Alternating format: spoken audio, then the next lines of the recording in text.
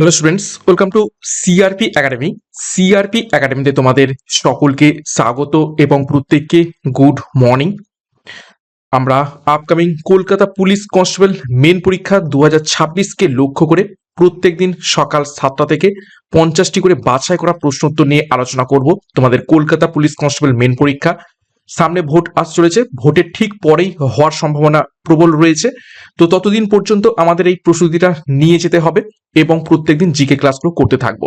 শুধুমাত্র পুলিশ পরীক্ষা নয়, আপকামিং অন্যান্য যে সমস্ত পরীক্ষা আসতে চলেছে সমস্ত পরীক্ষার জন্যই এই সমস্ত প্রশ্নগুলো ইম্পর্টেন্ট। তো হাল ছাড়লে হবে না, আমাদের প্রস্তুতিটাকে কিন্তু এগিয়ে নিয়ে যেতে হবে। এবং সিআরপি একাডেমির তত্ত্বাবধানে পরীক্ষার তোমরা সেরা প্রস্তুতি তোমরা পাচ্ছ। চ্যানেলে যারা নতুন তারা অবশ্যই চ্যানেলটিকে সাবস্ক্রাইব করো, পাশের বেল আইকনটা প্রেস রাখো এবং টেলিগ্রামে যুক্ত হয়ে যাও। তো যাই হোক, আজকে ক্লাসের যে গুরুত্বপূর্ণ 50টি প্রশ্নোত্তর রয়েছে সেগুলো এক এক করে দেখব এবং আজকে ক্লাসের প্রশ্নগুলো খুবই দারুণ রাখা হয়েছে। তো দেখো, 1 নম্বর প্রশ্ন, সাতপুরা হলো কি ধরনের পর্বত? খুব তাড়াতাড়ি প্রশ্নোত্তরগুলো করব এবং প্রত্যেকটা প্রশ্ন চলাকালীন তোমরা নিজেরাই সঠিক উত্তরগুলো করার চেষ্টা করবে এবং আমার উত্তরের সাথে মেলাতে থাকবে, তোমাদের উত্তরগুলো মিলছে কি প্র্যাকটিসটা হবে। তো সঠিক উত্তর হয়ে যাবে অপশন এ, সাতপুরা হলো একটি স্তূপ পর্বত। দেখো কিছু এক্সট্রা নোটস, হিমালয় হলো ভঙ্গিল পর্বত, নীলগিরি এবং রাজমহল হিলস এগুলো হলো আগ্নেয় পর্বতের উদাহরণ এবং আরাবল্লী যে পর্বতমালা রয়েছে সেটা হচ্ছে অবশিষ্ট পর্বতের উদাহরণ। নেক্সট 2 নম্বর প্রশ্ন, ভারতীয় চলচ্চিত্র জগতে কে ট্র্যাজিক রাজা নামে পরিচিত রয়েছেন?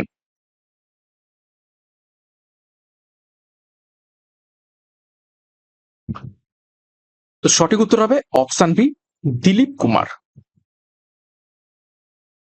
দেখো, দেবদাস এবং মধুমতি তার বিখ্যাত ট্র্যাজিক ছবি। তিনি 1994 সালে তিনি দাদা সাহেব ফালকে পুরস্কার পান এবং রাজ কাপুরকে বলা হয় গ্রেট শোম্যান। 3 নম্বর প্রশ্ন, গুজরাটের প্রধান বন্দর হলো নিচের কোনটি? 4টে বন্দর রয়েছে, 4টেই গুজরাটে অবস্থিত রয়েছে, কিন্তু প্রধান বন্দর নিচের কোনটি? সঠিক উত্তর হয়ে যাবে অপশন ডি, কান্ডালা বন্দর। এটা হচ্ছে ট্যাক্স ফ্রি পোর্ট, কোন রকম ট্যাক্স লাগে না। ওকে, দেখো ডিটেলসে, কান্ডালা বন্দর বর্তমানে দীনদয়াল বন্দর নামে পরিচিত। এটি কচ্ছ উপসাগরে অবস্থিত। গুজরাটে মুন্দ্রা, পিভাভাও, ওখা ইত্যাদি গুরুত্বপূর্ণ বন্দর রয়েছে এবং ভারতের বৃহত্তম বেসরকারি বন্দর হলো এই হচ্ছে কি মুন্দ্রা বিমানবন্দর, সরি শুধু বন্দর, এবং এটা আদানি পরিচালিত। ঠিক আছে, দেখো এই মুন্দ্রা, দেখো আদানি পরিচালিত মুন্দ্রা হয়ে যাচ্ছে ভারতের বৃহত্তম বেসরকারি বন্দর। 4 নম্বর প্রশ্ন, ওস্তাদ আলী খান কোন বাদ্যযন্ত্রটির সাথে যুক্ত? 4টি বাদ্যযন্ত্র রয়েছে, ওস্তাদ আলী খান কোন বাদ্যযন্ত্রটির সাথে যুক্ত? সঠিক উত্তর হবে অপশন সি, সেতার। দেখো, ওস্তাদ আলা উদ্দিন খান ছিলেন মাইহার ঘরানার প্রতিষ্ঠাতা। তার পুত্র আলী আকবর খান সরোদে বিখ্যাত। ওস্তাদ বিসমিল্লা খান স্থানায়ের জন্য বিখ্যাত এবং পণ্ডিত হরিপ্রসাদ চৌরাসিয়া বাঁশির সাথে সম্পর্কিত। ওকে, তো আলাউদ্দিন খান ছিলেন মাইহার ঘরানার প্রতিষ্ঠাতা, যিনি সেতারের সাথে সম্পর্কিত। তার পুত্র আলী আকবর খান সরোদের সাথে সম্পর্কিত, ওস্তাদ বিসমিল্লা খান সানায়ের সাথে এবং হরিপ্রসাদ চৌরাসিয়া বাঁশির সাথে। নেক্সট একটি গুরুত্বপূর্ণ ঘোষণা, সিআরপি একাডেমির তত্ত্বাবধানে পুলিশ পরীক্ষাকে লক্ষ্য করে 2খানা গুরুত্বপূর্ণ ব্যাচ কোর্স লঞ্চ করা হয়েছে। পুলিশ কনস্টেবল পরীক্ষাকে লক্ষ্য করে ডাব্লিউবিপি যোদ্ধা ব্যাচ এবং পুলিশ এসআই পরীক্ষাকে লক্ষ্য করে ডবল স্টার খাকি ব্যাচ। দুটো ব্যাচ কোর্সই তোমরা পরীক্ষার সিলেবাস এবং এক্সাম প্যাটার্ন অনুযায়ী প্রত্যেকটি বিষয়ের প্রত্যেকটি অধ্যায় ধরে ধরে ডেসক্রিপটিভ প্যাটার্নের থিওরির মাধ্যমে কনসেপ্ট ক্লিয়ার করে ক্লাস পাবে। তার উপর থেকে প্রত্যেকটা অধ্যায় ধরে ধরে তোমরা মক টেস্ট এবং হোমওয়ার্ক স্টাডি মেটেরিয়াল তোমরা পাবে। তো ব্যাচ কোর্স শুরু হতে চলেছে, দেখো তোমরা দেখতেই পাচ্ছ, যোদ্ধা ব্যাচ 12ই মার্চ এবং ডবল স্টার ব্যাচ 17ই মার্চ। যার যেটি প্রয়োজন রয়েছে সেই অনুযায়ী যোগাযোগ করো 9647553612 নম্বরে। এছাড়া বিস্তারিত ডিসক্রিপশন বক্সে রয়েছে, সেখান থেকে যুক্ত হয়ে যাও পরীক্ষার সেরা প্রস্তুতি নেয়ার জন্য। 5 নম্বর প্রশ্ন, ভারতের সর্বোচ্চ শৃঙ্গ নিচের কোনটি?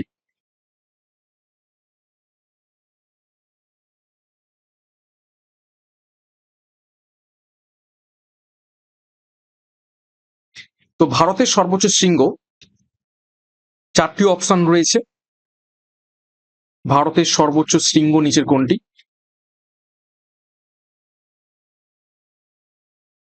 তো সঠিক উত্তর হয়ে যাবে এখান থেকে অপশন সি, কেটু। দেখো, কেটুকে গডউইন অস্টিনও বলা হয় থাকে। আর যদি প্রশ্ন আসে ভারতের মধ্যে অবস্থিত সর্বোচ্চ শৃঙ্গ, কেটু হচ্ছে, দেখো, পাক অকুপাইড কাশ্মীরের আন্ডারে রয়েছে। এটা হচ্ছে গিলগিট বালুচিস্তানের মধ্যে এখন পড়ছে, তো যে কারণে কেটুকে একদম ভারতের মধ্যে ধরা হয় না। তো একদম পারফেক্টলি যদি বলা যায় ভারতের মধ্যে সর্বোচ্চ শৃঙ্গ, সেটা হচ্ছে কাঞ্চনজঙ্ঘা, ৮৫৮৬ মিটার। এবং মাউন্ট এভারেস্টের সর্বোচ্চ শৃঙ্গ ৮৮৪৮ মিটার, যেটি নেপালে অবস্থিত রয়েছে। কোথায়? নেপাল। নেক্সট ৬ নম্বর প্রশ্ন, শিব সমুদ্রম জলপ্রপাত অবস্থিত রয়েছে কোন নদীতে? চারটি নদীর নাম রয়েছে। সঠিক উত্তর হবে অপশনে কাবেরী নদীতে। দেখো, কিছু জলপ্রপাত, নদী এবং কোন রাজ্যে অবস্থিত দেখে নেব। কুঞ্চিকল জলপ্রপাত বারাহি নদীর ওপর কর্ণাটকে অবস্থিত রয়েছে। বারাহিপানি জলপ্রপাত বুদ্ধপালং নদীর ওপর উড়িষ্যাতে অবস্থিত রয়েছে। নোহকালিকাই জলপ্রপাত মেঘালয়ে অবস্থিত। দুধসাগর জলপ্রপাত মান্ডবী নদীর উপর কর্ণাটক এবং গোয়া রাজ্যে অবস্থিত রয়েছে। মিনমুট্টি জলপ্রপাত কেরালাতে অবস্থিত রয়েছে। থালাইয়া জলপ্রপাত মাঞ্জালা নদীর উপর তামিলনাড়ুতে অবস্থিত। বারকানা জলপ্রপাত সীতা নদীর উপর কর্ণাটকে অবস্থিত রয়েছে। তো এই লিস্টটা ভালোভাবে দেখবে।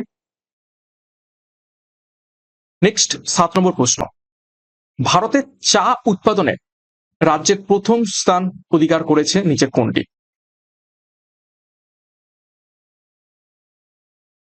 কোন রাজ্য চা উৎপাদনের প্রথম স্থান?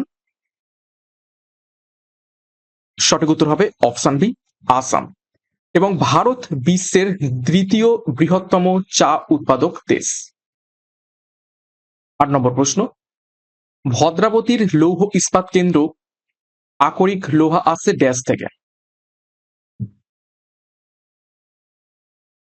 ভদ্রাবতী হচ্ছে কি একটা স্টিল প্ল্যান্ট। তো এই স্টিল প্ল্যান্টের যে আকরিক লোহা, সেটা নিচের কোন খনি থেকে আসে?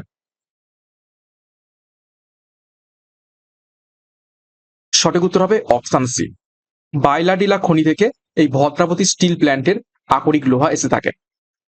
দেখো, বাইলাডিলা খনি কোথায় অবস্থিত? ছত্তিশগড় রাজ্যে অবস্থিত। পরীক্ষা এসে থাকে। এটি ভারতের অন্যতম বৃহৎ লৌহ আকরিক ক্ষেত্র। তাও দেখো, কেওনঝড় এবং বোনাই এই দুটোই উড়িষ্যার বিখ্যাত লৌহ খনি। এবং ভদ্রাবতীর যে স্টিল প্ল্যান্ট, সেটি অবস্থিত রয়েছে কোথায়? কর্ণাটকে। ৯ নম্বর প্রশ্ন, স্কারভি রোগ প্রতিহত হয় কোন ভিটামিন দ্বারা?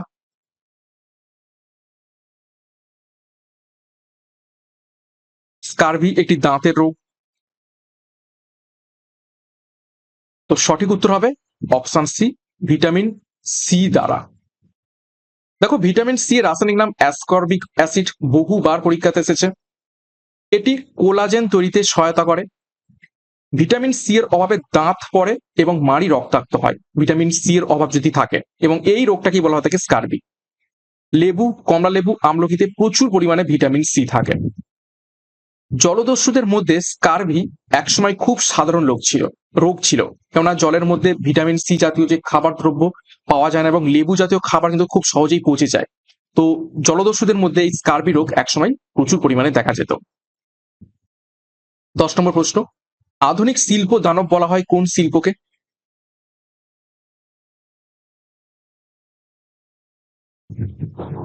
চারটি শিল্প রয়েছে। সঠিক উত্তর হবে অপশন সি, পেট্রো রাসায়নিক। এই শিল্পকে আধুনিক শিল্প দানব বলা হয়ে থাকে।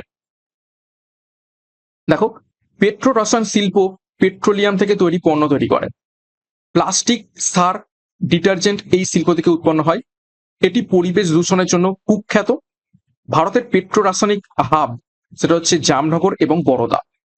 Indian oil corporation, Reliance, HPCL এগুলো হচ্ছে প্রধান কোম্পানি। ১১ নম্বর প্রশ্ন, বৃক্কের গঠনগত এবং কার্যগত একক হলো নিচের কোনটি? একদম ইজি প্রশ্ন, বহুবার পরীক্ষাতে এসেছে। সঠিক উত্তর অপশন বি, নেফ্রন। দেখো, একটি বৃক্কে প্রায় ১০ লক্ষ নেফ্রন থাকে। নেফ্রন রক্ত ছেঁকে বজ্র পদার্থ আলাদা করে। এই নেফ্রনের মধ্যে কি থাকে? বোম্যান ক্যাপসুল, লুপ অফ হেনলি এবং ডিস্টাল টিউব। পরীক্ষায় প্রশ্ন আছে হেনলি লুপ বা লুপ অফ হেনলি কোথায় দেখতে পাওয়া যায়? সেটা হবে এই নেফ্রনে। ইউরিয়া এবং ইউরিক অ্যাসিড এটাই হচ্ছে প্রধান বজ্র বৃক্কের মধ্যে। রক্তচাপ ও নিয়ন্ত্রণে রাখে কে? এই নেফ্রন। নেক্সট দেখো 12 নম্বর প্রশ্ন, কাথিয়াওয়াড় উপদ্বীপ অবস্থিত রয়েছে নিচে কোন রাজ্যে?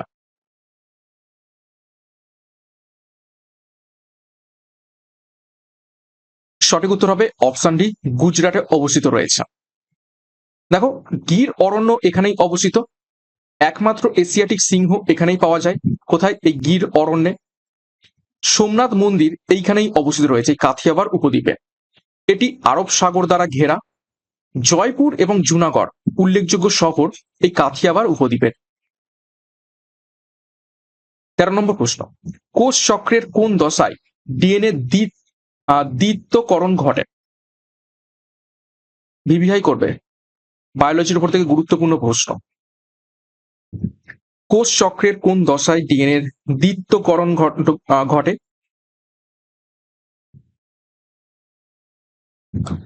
সঠিক উত্তর হবে অপশন সি, এস দশাতে।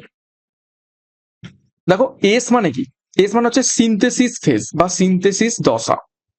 এই ধাপে ডিএনএ অনুলিপি হয়, অর্থাৎ দ্বিত্বকরণ, অর্থাৎ একটা ডিএনএ আছে, সেই ডিএনএ একদম হুবহু ডুপ্লিকেট আর একটা হবে। দেখো মায়োসিস অথবা মাইটোসিস এর পূর্ব প্রস্তুতি হয়, অর্থাৎ এই যে এস যে ফেজ বা সিনথেসিস ফেজ, এটা ঠিক মায়োসিস এবং মাইটোসিসের ঠিক আগের একটা প্রস্তুতি। দেখো কোষ চক্র কোন কোন ধাপে হয়? প্রথমে হয় G1 ফেজ, তারপরে এস ফেজ, তারপরে G2 ফেজ এবং সর্বশেষে এম ফেজ। ক্যান্সার কোষে এই প্রক্রিয়াটা খুব দ্রুত হয়।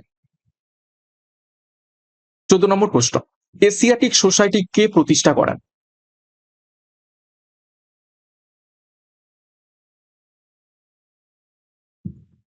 সঠিক উত্তর হবে অপশনে sir William Jones Asiatic society প্রতিষ্ঠা করেন।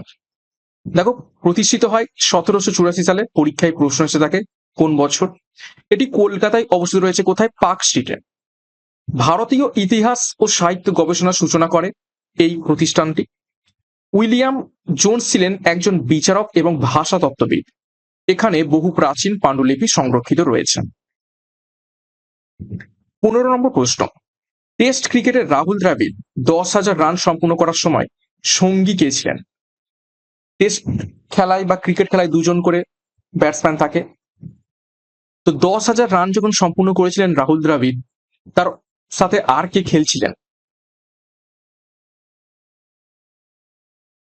তো সঠিক উত্তর হবে অপশন ডি, সৌরভ গাঙ্গুলি খেলছিলেন।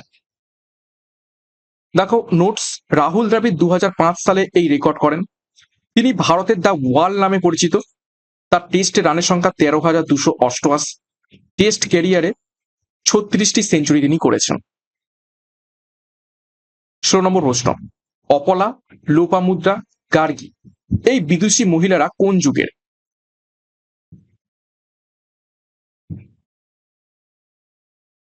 সঠিক উত্তর হবে অপশনে বৈদিক যুগের মহীয়সী মহিলা বা নারী এই অপলা, লোপামুদ্রা এবং গার্গী। দেখো এরা ঋগ্বেদের ঋষিগণ, মহিলা ঋষিগণ। বৈদিক যুগে নারীদের উচ্চ সামাজিক মর্যাদা ছিল। গার্গী জনক রাজার সবাই অংশ নিতেন। জনককে সীতার পিতা রাজা জনক। লোপামুদ্রা ছিলেন ঋষি অগস্ত্যের স্ত্রী এবং বৈদিক সাহিত্যে নারী শিক্ষার প্রমাণ মেলে। বিভিন্ন বৈদিক সাহিত্যের যে সমস্ত মন্ত্র অনেক মহিলারা লিখেছেন। 17 নম্বর প্রশ্ন, তিব্বতীরা যে দিনটি অভ্যুত্থান দিবস বলে মানে সেটি নিচের কোনটি? নিচের কোন তারিখে তিব্বত বা তিব্বতীদের অভ্যুত্থান হয়, তারা প্রতিবাদ করে চীনের বিরুদ্ধে? সঠিক উত্তর হবে অপশনে 10ই মার্চ। দেখো 1959 সালের 10ই মার্চ চীনা শাসনের বিরুদ্ধে অভ্যুত্থান ঘটে। দলাই লামা তখন ভারতে পালিয়ে আসেন। ভারতের ধর্মশালায় তিব্বতী সরকার তিব্বতী সরকারিন এক্সাইল অবস্থিত রয়েছে। দলাই লামা এইখানেই তারপর থেকে থাকতেন।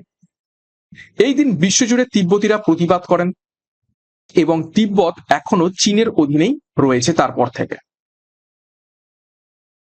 18 নম্বর প্রশ্ন, কোন বাংলা ব্যান্ড তাদের সঙ্গীতকে শহুরে লোকগীতি বলে?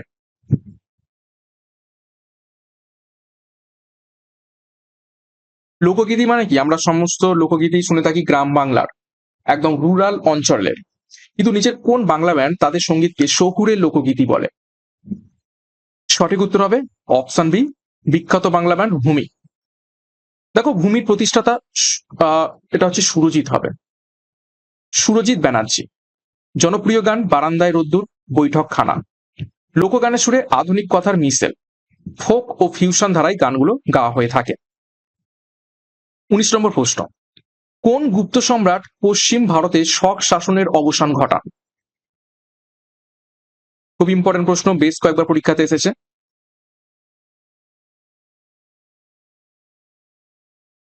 সঠিক উত্তর হবে অপশন বি, দ্বিতীয় চন্দ্রগুপ্ত।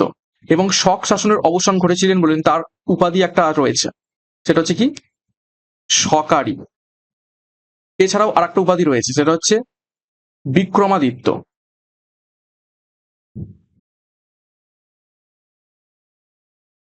দেখো ডিটেলসে, দ্বিতীয় চন্দ্রগুপ্তকে বিক্রমাদিত্য বলা হয়। তিনি পশ্চিমে শকদের পরাজিত করেন। শক রাজা রুদ্রসেন তিন বা তৃতীয় রুদ্রসেনকে পরাস্ত করেছিলেন। উজ্জয়িনী তার রাজধানী ছিল। সংস্কৃত নাট্য এবং সাহিত্য বিকাশে পৃষ্ঠপোষকতা তিনি দেন। 20 নম্বর প্রশ্ন, নিচের কোন মৌলের আইসোটোপ নেই? দেখো, 4টি মৌল রয়েছে, সোডিয়াম, ইউরেনিয়াম, কার্বন এবং ক্লোরিন। 4টের মধ্যে 3টে মৌলের আইসোটোপ রয়েছে, একটা মৌলের কোনো আইসোটোপ নেই। তো সেটা নিচের কোনটি? সঠিক উত্তর হবে অপশনে সোডিয়ামের কোন রকম আইসোটোপ নেই। দেখো, সোডিয়ামের একটি মাত্র প্রাকৃতিক আইসোটোপ রয়েছে, সেটা হচ্ছে N23। এছাড়া আর কোনো আইসোটোপ নেই। দেখো, আইসোটোপ হচ্ছে একই প্রোটন সংখ্যা কিন্তু ভিন্ন নিউট্রন সংখ্যা, এটাই হচ্ছে কি আইসোটোপ। ইউরেনিয়ামের আইসোটোপ হচ্ছে U235 এবং U38। তাহলে দেখো একটু বুঝিয়ে দিই, মাথায় থাকবে 235 এবং নিচে থাকবে 92। সিমিলারলি এটারও নিচে থাকবে 92 এবং 238। তাহলে এই 92 অর্থাৎ প্রোটন সংখ্যা একই কিন্তু ভিন্ন নিউট্রন সংখ্যা। 235 থেকে 92 বাদ গেলে আলাদা হবে এবং 238 থেকেও 92 বাদ গেলে আলাদা হবে, তাহলে ভিন্ন নিউট্রন সংখ্যা। কার্বনের isotope carbon 12, carbon 13, carbon 14। Similarly দেখো 6 এইভাবে লেখা হয়ে থাকে, 6C13 এবং 6C14। ক্লোরিনের দুটো আইসোটোপ রয়েছে, ক্লোরিন 35, ক্লোরিন 37। নেক্সট 21, এ রাইটার্স পিপল গ্রন্থটি কে লিখেছেন? আজকে ক্লাসের প্রশ্ন উত্তরগুলো খুবই স্ট্যান্ডার্ড এবং প্রত্যেকটা প্রশ্নের সাথেই আমি কিন্তু 5টা করে এক্সট্রা নোটস রেখেছি। তো সঠিক উত্তর হবে অপশন বি, VS নয়পাল। তো দেখো, VS নয়পাল 2001 সালে সাহিত্যে নোবেল পান। জন্ম ত্রিনিদাদ, ভারতীয় বংশোদ্ভূত তিনি। এ হাউস ফর মিস্টার বিশ্বাস তার বিখ্যাত উপন্যাস। ইংরেজি সাহিত্যে পরিপক্ক গদ্যের জন্য তিনি খ্যাত। ইন্ডিয়া এ উইন্ডেড সিভিলাইজেশন, ভারত নিয়ে লেখা তার বিখ্যাত প্রবন্ধ গ্রন্থ। 22, যান্ত্রিক সুবিধা সবসময় একের কম হয় যে যন্ত্রটিতে, সেটি হলো নিচের কোনটি?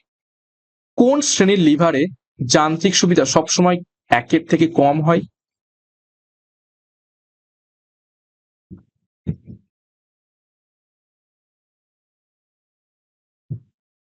সঠিক উত্তর হবে অপশন সি, তৃতীয় শ্রেণীর লিভারে। দ্বিতীয় শ্রেণীর লিভারে কি হয়? একের বেশি। আর প্রথম শ্রেণীর লিভারে একের বেশি হতে পারে, কম হতে পারে, আবার সমানও হতে পারে। দেখো, তৃতীয় শ্রেণীর লিভারে বল প্রয়োগ বিন্দু সর্বদা মাঝখানে থাকে, উদাহরণ টেনিস ব্যাট এবং ফোরসেক। এতে গতি বেশি এবং বল কম থাকে। আচ্ছা, যান্ত্রিক সুবিধা কিভাবে নির্ণয় করা থাকে? লোড বাই প্রয়োগ বল। ঠিক আছে, লোড ভাগ প্রয়োগ বল, এই ফর্মুলাতে আমরা যান্ত্রিক সুবিধা বা মেকানিক্যাল অ্যাডভান্টেজ এটা আমরা ক্যালকুলেট করে থাকি। 23, গীত গোবিন্দ রচয়িতা জয়দেব ছিলেন বাংলার কোন রাজার সভাকবি? পরীক্ষায় এখান থেকেই প্রশ্ন আসবে কি গীত গোবিন্দ কে রচনা করেছেন, তখন সঠিক উত্তর হয়ে যাবে জয়দেব। তো জয়দেব কোন রাজার বা কোন বাংলার কোন রাজার সভাকবি ছিলেন? পরীক্ষায় প্রশ্ন আসে। তো সঠিক উত্তর হবে অপশন ডি, লক্ষণ সেন। দেখো, গীত গোবিন্দ রাধাকৃষ্ণের প্রেম কাব্য, সংস্কৃত ভাষায় রচিত, এবং লক্ষণ সেন সেন বংশের রাজা এবং শেষ রাজা, বলতে গেলে শেষ রাজা। 24, যে শ্রেণীর অক্ষরগুলিতে দর্পণের সম্মুখে পার্শ্বীয় পরিবর্তন হয় না তা হলো নিচের কোনটি? অর্থাৎ আয়নার সামনে রাখলে কোনটা কোন রকম পরিবর্তন হবে না? তো সঠিক উত্তর হবে অপশন সি, ও এম ইউ। আয়নার সামনে রাখলে ও ওই থাকবে, এম এম ই থাকবে, আর ইউ এই ইউই থাকবে। বাকিগুলো এরকম হয়ে যাবে, সি পি এ, তারপরে এইটা এরকম হয়ে যাবে আর এস পি, আর এটা কেমন হবে ও ডি এবং বি, এরকম হয়ে যাবে। শুধুমাত্র ও এম ইউ এটা কিন্তু একই থাকবে। দেখো, এই অক্ষরগুলো আয়নায় অপরিবর্তিত থাকে। পার্শ্বীয় পরিবর্তন বলতে বাম ডান অদল বদল বোঝানো হয়। M O U rotational symmetric. আয়না চিত্রে সাধারণত বর্ণ বা সংখ্যা উল্টো দেখা যায়। এ বি ডি আর ইত্যাদি আয়নায় কিন্তু বদলে যায়। 25, কার রাজত্বকালে ফতেপুর সিক্রি নির্মিত হয়েছিল?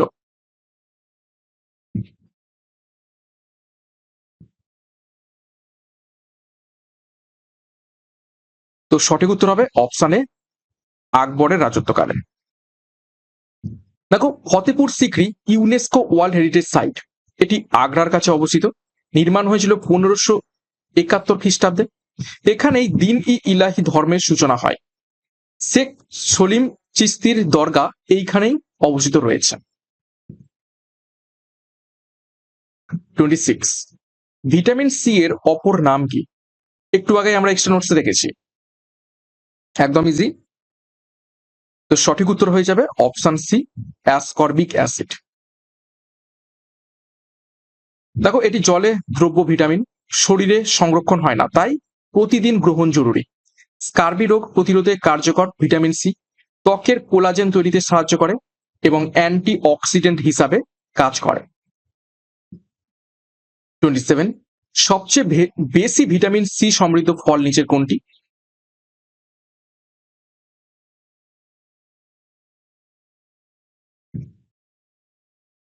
তো সঠিক উত্তর হবে অপশন ডি, আমলকি। 28, পূর্ণবয়স্ক মানুষের দেহে রক্তের পরিমাণ কত? কত লিটার থেকে কত লিটার পর্যন্ত থাকে?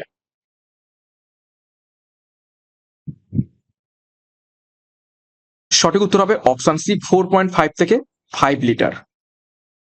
দেখো, গড়ে একজন প্রাপ্তবয়স্ক পুরুষের দেহে 5 লিটার রক্ত থাকে, নারীদের ক্ষেত্রে এটা 4.5 লিটার। রক্তে পিএইচ 7.35 থেকে 7.45, অর্থাৎ 7-এর একটু বেশি। রক্তে 45% কোষীয় উপাদান থাকে এবং 55% প্লাজমা থাকে। রক্ত পরিবহনে সাহায্য করে অক্সিজেন এবং পুষ্টি। নেক্সট দেখো 29, কোন রোগ প্রতিরোধের জন্য বিসিজি টিকা ব্যবহার করা হয়? এই প্রশ্নটা আগেও আমি করিয়েছি, ইম্পর্টেন্ট প্রশ্ন।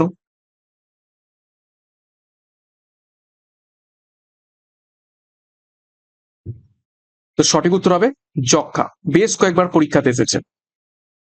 দেখো, বিসিজির ফুল ফর্ম সেটা হচ্ছে ব্যাসিলাস ক্যালামেটিক গুয়েরিন। শিশুর জন্মের পরেই এই টিকাটা দেওয়া হয়ে থাকে। যক্ষা বা টিউবারকুলোসিস প্রতিরোধে ব্যবহৃত হয় এই টিকা। ফুসফুস ছাড়াও যক্ষা শরীরের অন্যান্য অংশে হতে পারে। WHO এর এক্সপ্যান্ডেড ইমিউনাইজেশন প্রোগ্রামে এটি অন্তর্ভুক্ত। নেক্সট দেখো 30, পাস্তুরাইজেশনের মাধ্যমে জীবাণুমুক্ত করা হয় নিচের কোনটিকে? চারটি অপশন রয়েছে, খাওয়ার জলকে, অ্যালকোহলকে, স্যালাইনকে নাকি দুধকে?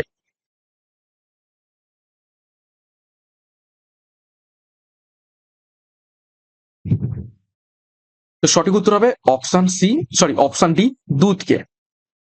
দেখো এই পাস্তুরাইজেশনের উদ্ভাবককে লুই পাস্তুর, তার নাম থেকে হয়েছে কি পাস্তুরাইজেশন। 31, নিচের কোনটি ব্যাকটেরিয়া জনিত রোগ নয়? অর্থাৎ চারটে রোগ রয়েছে, আমাশয়, কলেরা, পোলিও এবং যক্ষ্মা। তো বলেছে ব্যাকটেরিয়া জনিত রোগ নয়, অর্থাৎ ভাইরাস জনিত রোগ। তো কোনটা ভাইরাস জনিত রোগ? সঠিক উত্তর হবে অপশন সি, পোলিও। পোলিও হচ্ছে কি ভাইরাস জনিত রোগ। বাকি যে তিনটে অপশন রয়েছে আমাশয়, কলেরা এবং যক্ষ্মা, এগুলো ব্যাকটেরিয়া জনিত রোগ। তো পোলিও ব্যাকটেরিয়া জনিত রোগ নয়, এটা একটা ভাইরাস জনিত রোগ। দেখো পোলিও একটি ভাইরাস জনিত রোগ, যার ভাইরাস হচ্ছে পোলিও ভাইরাস। এটি স্নায়ুতন্ত্রকে আক্রান্ত করে পক্ষাঘাত ঘটায়। WHO এর উদ্যোগে ভারত পোলিও মুক্ত হয়েছে 2014 সালে। দেখো কলেরার যে ব্যাকটেরিয়া সেটা হচ্ছে ভিব্রিও কলেরিয়া। যক্ষ্মার যে ব্যাকটেরিয়া সেটা হচ্ছে মাইকোব্যাকটেরিয়াম টিউবারকুলোসিস, এবং আমাশয়ের যে ব্যাকটেরিয়া সেটা হচ্ছে সিগেলা। এগুলো হচ্ছে সবই ব্যাকটেরিয়া দ্বারা সৃষ্ট। 32, ফিতাকৃমি কোন ধরনের প্রাণী? চারটি অপশন, মৃতজীবী, আংশিক পরজীবী, বহিঃপরজীবী নাকি অন্তঃপরজীবী?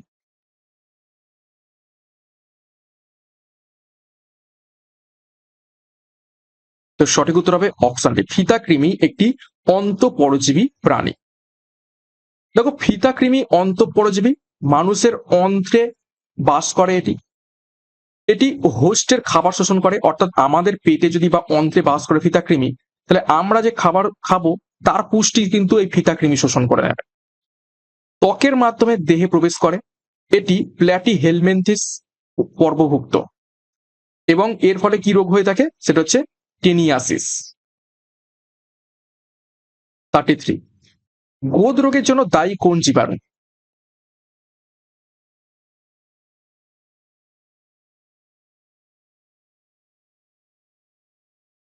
তো সঠিক উত্তর হবে অপশন এ, ফাইলেরিয়া। ফাইলেরিয়ার জন্য গোদ রোগ হয়ে থাকে, ফাইলেরিয়া জীবাণুটির জন্য। দেখো ডিটেলসে, গোদ রোগের যে মূল এজেন্ট সেটা হচ্ছে কি, দেখো উচেরিয়া ব্যানক্রোফটি ফাইলেরিয়া ওয়াম।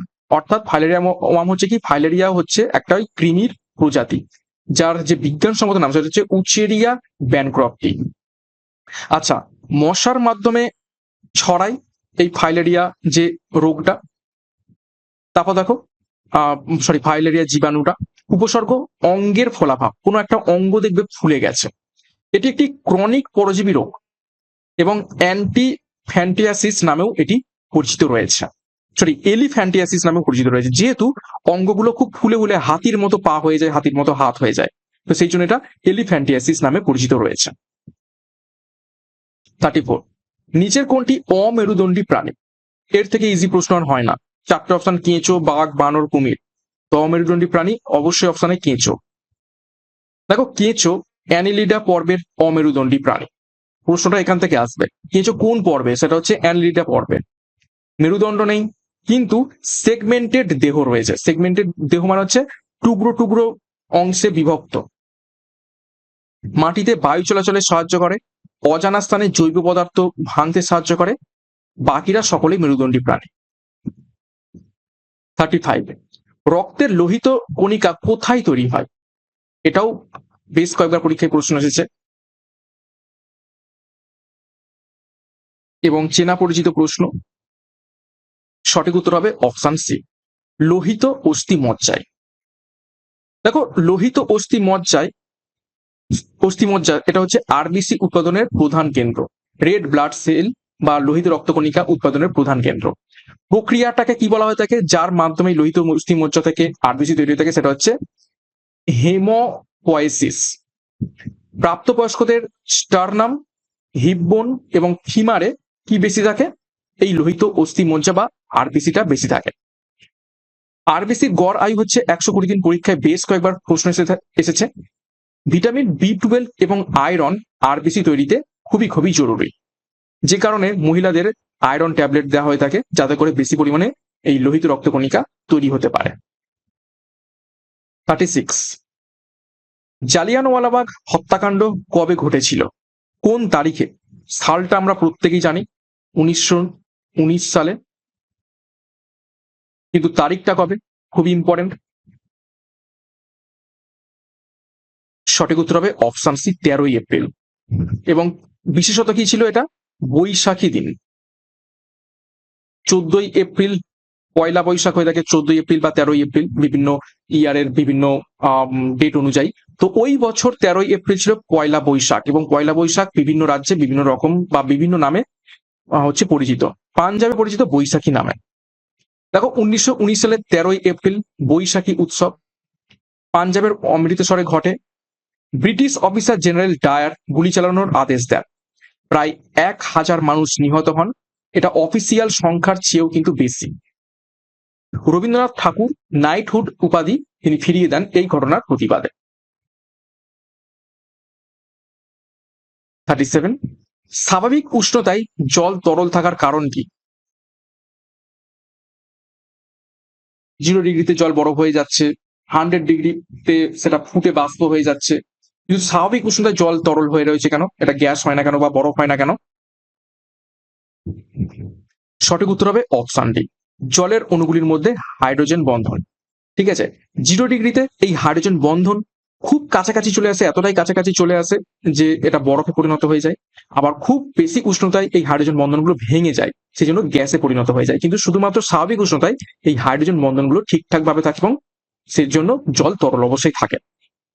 দেখো হাইড্রোজেন বন্ড জলের অণুগুলিকে একত্রে ধরে রাখে। এটি পানিকে বা জলকে 0 থেকে 100 ডিগ্রি সেলসিয়াসে তরল রাখে। এর নিচে গেলে বরফ হয়ে যাবে, আর এর উপরে গেলে বাষ্প হয়ে যাবে। ফলে জল জীবনের জন্য উপযোগী পরিবেশ তৈরি করে। এই বন্ধনের কারণে বরফ হালকা হয়। এটি উচ্চ ঘনত্ব তাপমাত্রা নিয়ন্ত্রককে সহায়ক। 38, মাটিতে নাইট্রোজেন আবদ্ধ করে নিচের কোন জীবাণু?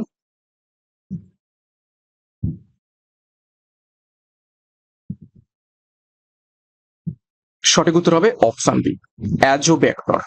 খুবই খুবই ইম্পর্টেন্ট। এই পদ্ধতিকে কি বলা থাকে? নাইট্রোফিকেশন বলা হয়ে থাকে। দেখো অ্যাজোব্যাক্টর এটা হচ্ছে মুক্তজীবী নাইট্রোজেন স্থিতিকারী ব্যাকটেরিয়া। বাতাসে আমরা জানি প্রায় 70% উপর হচ্ছে কি রয়েছে? নাইট্রোজেন রয়েছে। তো সেই নাইট্রোজেনটাকে কি করে এই অ্যাজোব্যাক্টর কি করে হচ্ছে নেয় এবং গাছের শিকড়ে এটাকে যুক্ত রাখে, ঠিক আছে, বা ধরে রাখে। এই অ্যাজোব্যাক্টর মূলত গাছের শিকড়ে পাওয়া যায়, বিশেষ করে মটর গাছের শিকড়ে।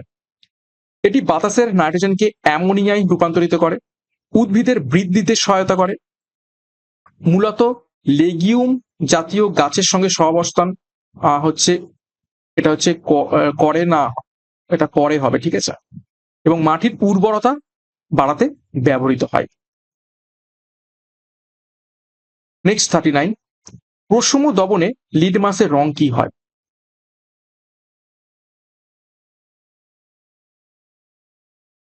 প্রশম দবন দ্রবণ বলতে যার pH 7, যেমন হচ্ছে জল। তো সঠিক উত্তর হবে অপশন সি, বেগুনি হয়ে থাকে। তো দেখো প্রশম বা নিরপেক্ষ দ্রবণে লিটমাস বেগুনি হয়, কিন্তু অম্ল, অম্ল অর্থাৎ অ্যাসিডে হয়ে যাবে লাল, আর ক্ষার অর্থাৎ বেসে হয়ে যাবে নীল। pH 7 হলে দ্রবণ প্রশম ধরা হয়ে থাকে, এবং লিটমাস লাইচেন থেকে প্রস্তুতকারক এক প্রাকৃতিক সূচক। ঠিক আছে, লাইচেন থেকে তৈরি করা হয় কি? এই লিটমাস, যেটা হচ্ছে একটা প্রাকৃতিক সূচক, অম্লে লাল, ক্ষারকে নীল। 40, একটি গৌণ অভিযোজিত প্রাণী হলো নিচের কোনটি? দেখো তিমি রয়েছে, কুমির রয়েছে, নাকি উপরেই দুটো প্রাণী, নাকি কোনোটি নয়? তো সঠিক উত্তর হবে অপশন সি, উপরে দুটি হচ্ছে গৌণ অভিযোজিত প্রাণী। তো দেখো ডিটেলসে, গৌণ অভিযোজন কি? মূল পরিবেশের পরিবর্তিত অভিযোজন, যেমন তিমি স্তন্যপায়ী হলেও সামুদ্রিক পরিবেশে অভিযোজিত হয়েছে। আর কুমির সরীসৃপ হলেও জলের স্থলে সমানভাবে এরা চলতে পারে। ওকে, তো উভয় জলজ পরিবেশে বিশেষভাবে অভিযোজিত। স্তন্যপায়ী হয়েও সে সমুদ্রে থাকছে, আবার সরীসৃপ হয়েও সে কি জলেও থাকছে আবার স্থলেও থাকছে। উভয়েরই ফুসফুসে শ্বাস, মানে ফুসফুসের মাধ্যমে শ্বাস কার্য চালায়। কেননা আমরা জানি কি, যারা জলে থাকে তাদের ফুলকা থাকে, ফুসফুস থাকে না, কিন্তু উভয়ের ফুসফুস রয়েছে, কিন্তু দীর্ঘক্ষণ কি থাকে, জলে থাকতে পারে। এইটাই হচ্ছে গৌণ অভিযোজন। 41, মিরাট ষড়যন্ত্র মামলায় কতজনকে অভিযুক্ত করা হয়েছিল?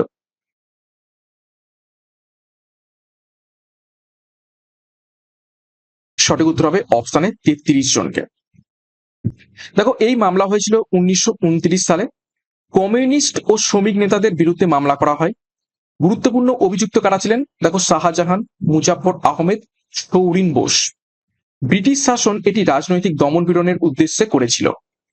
ইংরেজ সরকার দেশদ্রোহিতার অভিযোগ তুলেছিল এই 33 জনের বিরুদ্ধে। 42, নিচের কোনটি একটি মিশ্র পদার্থ?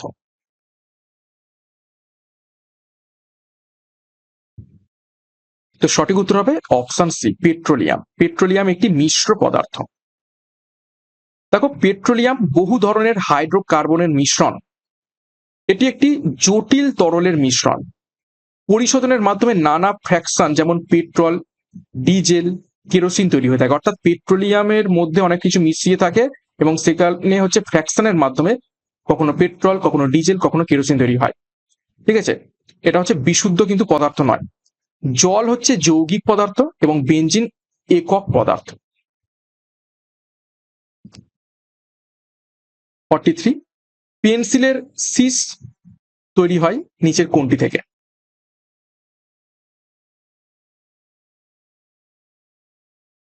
চারটি অপশন রয়েছে, তো সঠিক উত্তর হবে অপশন ডি, গ্রাফাইট। দেখো, গ্রাফাইট হলো কার্বনের একটি রূপ। এটি বিদ্যুৎ পরিবাহী এবং নরম। গ্রাফাইট ও কাদামাটির মিশ্রণ দিয়ে সিস তৈরি করা হয়ে থাকে।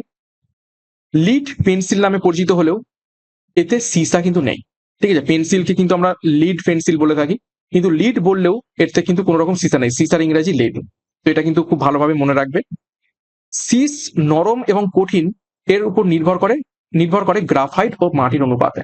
ঠিক আছে, যত বেশি মাটির অনুপাত বেশি থাকবে, গ্রাফাইটের অনুপাত কম থাকবে, তত কিন্তু পেন্সিলের নিবটা কিন্তু নরম হবে। ঠিক আছে, আর গ্রাফাইট যত বেশি বেশি থাকবে, মাটির অনুপাত কম হবে, তত কিন্তু শক্ত হবে এবং সেটা হচ্ছে ডার্ক হবে। 44, দেখো, জাতাইপুর পারমাণবিক বিদ্যুৎ কেন্দ্র কোন রাজ্যে অবস্থিত রয়েছে? চারটি রাজ্য রয়েছে,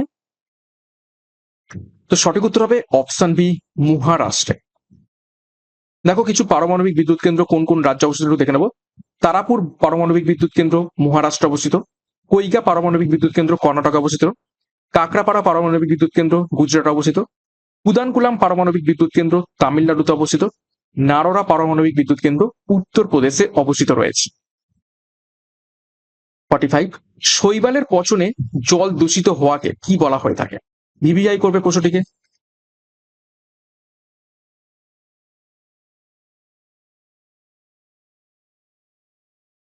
তো সঠিক উত্তর হবে অপশন বি, অ্যালগাল ব্লুম বলা হয়ে থাকে।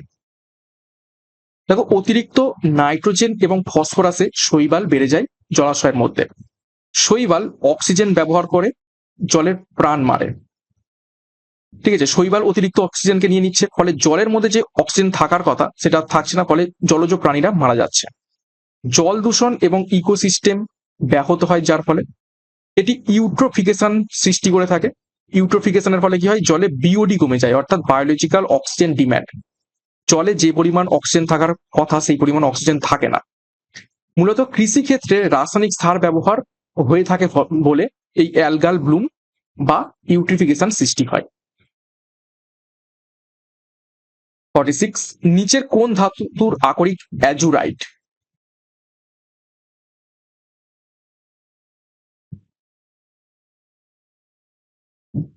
সঠিক উত্তর হবে অপশানে কপার। দেখো অ্যাজুরাইট একটি কপার কার্বনেট মিনারেল, রং নীল। প্রাচীনকালে রং তৈরিতে এই অ্যাজুরাইট ব্যবহৃত হতো। এটি মালাকাইটের সঙ্গেও পাওয়া যায়। মালাকাইটও এক ধরনের কি আকরিক। খনিতে কপার নিষ্কাশনের উৎস, অর্থাৎ কপার এই অ্যাজুরাইট থেকে পাওয়া হয়। এবং রাসায়নিক সূত্র দেখো CO3CO3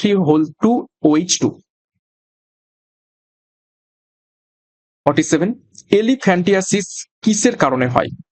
একটু আগেই দেখেছি এলিফ্যান্টিয়াসিস হয়ে থাকে মশা দ্বারা একটি জীবাণুর ফলে, সেটা হচ্ছে কি ফাইলেরিয়া।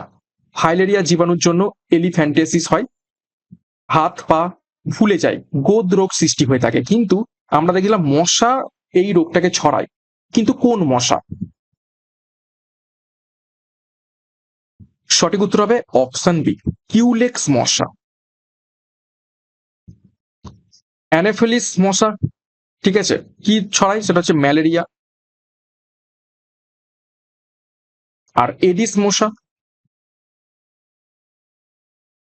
কি ছড়ায়? সেটা হচ্ছে ডেঙ্গু।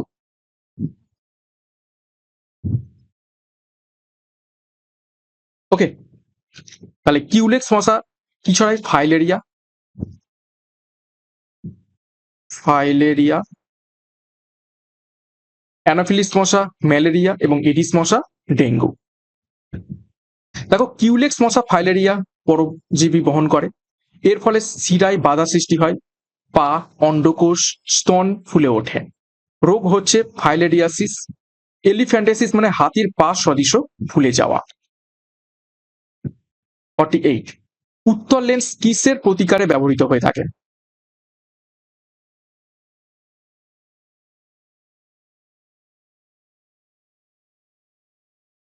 উত্তর লেন্স কিসের প্রতিকারে ব্যবহৃত হয়ে থাকে? চারটি অপশন। সঠিক উত্তর হবে দীর্ঘ দৃষ্টি। ইংরেজিতে কি বলা থাকে? ফার সাইটনেস। আর হস্র দৃষ্টি এটা হচ্ছে শর্ট সাইডনেস। শর্ট সাইডনেস কিসের মাধ্যমে এটা হয়? এটা হচ্ছে অবতল লেন্স।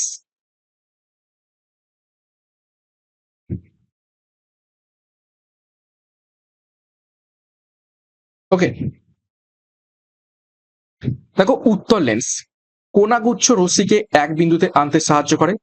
দীর্ঘ দৃষ্টিতে আরো কিছু মানে কাছে কিছু দেখা যায় না। দীর্ঘ দৃষ্টি যাদের থাকে তারা হচ্ছে কাছে কিছু দেখতে পায় না, তো সেই জন্য কাছে যাতে ভালো করে দেখতে পায় সেই জন্য উত্তর লেন্স ব্যবহৃত হয়।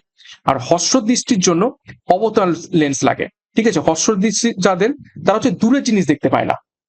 উত্তর লেন্সের ফোকাস ছোট, চশমা এবং অপটিক্যাল যন্ত্রে ব্যবহৃত হয়ে থাকে। 49। নিচের কোনটি ভাইরাস জনিত রোগ নয়, অর্থাৎ ব্যাকটেরিয়া জনিত রোগ? কোনটা? সঠিক উত্তর হবে অপশানে কলেরা। দেখো কলেরার ব্যাকটেরিয়া জনিত রোগ, তার হচ্ছে নাম ভিব্রিও কলেরিয়া দ্বারা সংক্রামিত। চিকেন পক্স এটা হচ্ছে ভাইরাস, এটা হচ্ছে কি ভ্যারিসেলা জস্টার ভাইরাস। হেপাটাইটিস এটা হচ্ছে ভাইরাস জনিত রোগ, হেপাটাইটিস ভাইরাস। এবং 3 প্রকার হচ্ছে এ বি সি ইত্যাদি। এবং মিজলিস এটা হচ্ছে একটা ভাইরাস, এটা হচ্ছে মিজলিস ভাইরাস। 50 নম্বর প্রশ্ন এবং আজ ক্লাসের শেষ প্রশ্ন। মানব দেহের কোন গ্রন্থিকে অ্যাডামস অ্যাপেল বলা হয়ে থাকে? 4টি গ্রন্থি রয়েছে দেখো, অ্যাড্রিনাল, পিটুইটারি, থাইরয়েড এবং থাইমাস।